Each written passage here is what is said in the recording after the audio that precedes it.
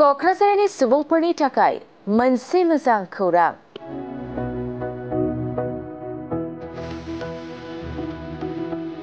कलकातानि मुंदांखा sweet dream केटारारआ Kokrajhar नोगोराव गुबुन गुबुन रोखोमनि गोथाव जाग्रा आदार लानानै फैदों।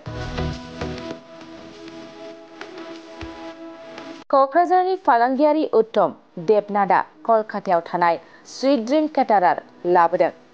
9 आरो 11 अक्ट'बरनि दुर्गा फुजायाव क'क्राझार नोगोरमानि शान्तिनगरनि हनुमान मन्दिरनि खाथियाव आशीर्वाद भवनाव स्वीट ड्रीम केटारारनि बायदि बायदि रोखोमनि गोथाव जामुं मोननो हागोन।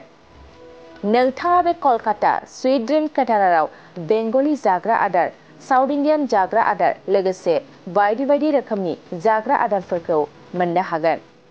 मख'नो गोनांदि गणेश चतुर्थीनि बायजोआव थानाय स्लामाव क'क्राझाराव बे ब्रान्चखौ बेखेवनाय जादोंमोन। सा सानजायाव गिबिसिन कलकातानि ड्रीम केटारारनि ब्रान्चखौ क'क्राझाराव बेखेवनायनि उनाव नोंथाङा क'क्राझार नोगोरमानि आशीर्वाद भवनाव सानथामनि दुर्गा फुजा खालामनो हागोन। क'क्राझारनि सुबुंफोरनि थाखाय मोनसे मोजां खौरां।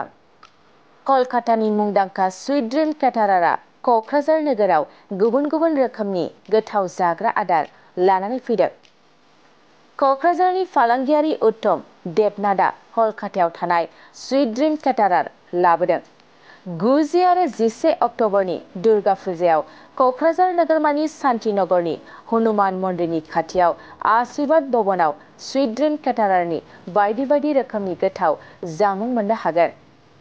नोंथाङा बे कलकाता स्वीट ड्रीम केटाराराव बेंगली जाग्रा आदार, साउथ इन्डियान जाग्रा आदार लोगोसे बायदि बायदि रोखोमनि जाग्रा आदारफोरखौ मोननो हागोन।